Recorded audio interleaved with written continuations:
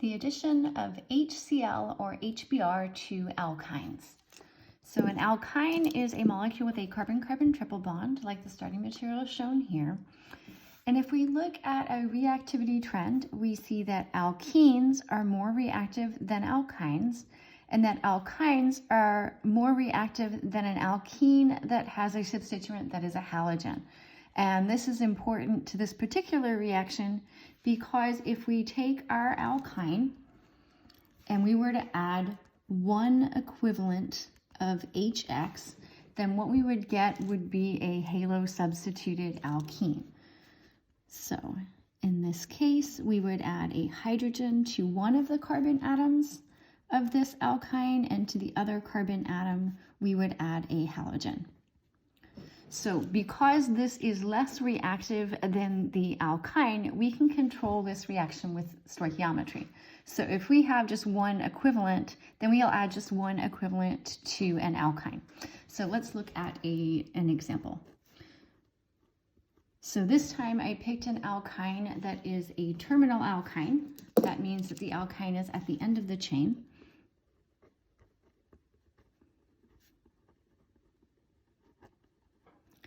And I picked a terminal alkyne so that we could see the regiochemistry of this reaction. So the addition of HCl or HBr to alkenes we saw in the previous chapter followed Markovnikov's rule, with the hydrogen adding to the least substituted carbon atom of the alkene, and then the halogen adding to the more substituted carbon atom. This rule is also followed with an alkyne. So if we were to add one equivalent of HCl, we would see that this addition follows Markovnikov's rule. So the hydrogen would add to the end carbon atom. So I'm going to highlight a new hydrogen here in blue. There was one already. There it is. So I'll draw it in here again. And then we can also add the chlorine.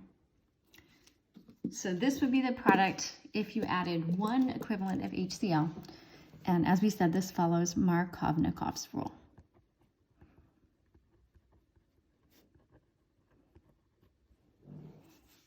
If we were to take the same alkyne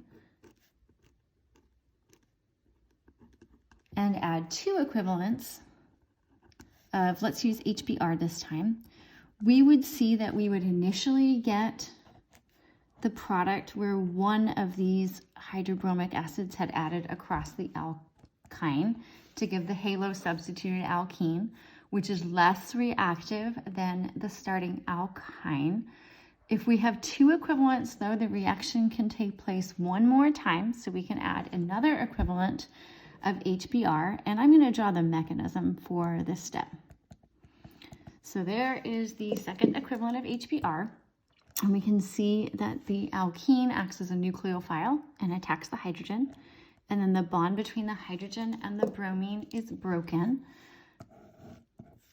And so the hydrogen adds to the least substituted carbon atom following Markovnikov's rule. So we now have three hydrogens there.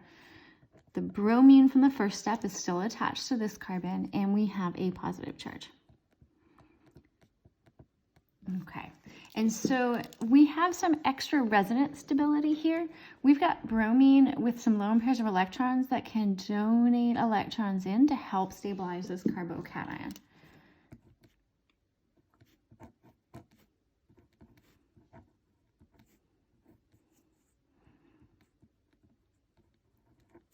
So this helps to keep that carbocation on that second carbon atom, and so when the next bromine attacks, it will attack this carbon atom, and then the electrons from that pi bond will swing up onto the bromine. So what we have overall in this reaction is that we have added two equivalents of HBr across the alkyne, and the reaction has followed Markovnikov's rule. Let's take a look at an example of an internal alkyne.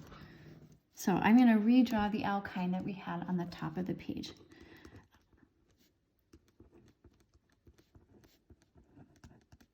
So in that top example, we added two equivalents of HX, or one equivalent of HX. Let's take a look and see what happens when we add two equivalents. And let's do two equivalents of HCl.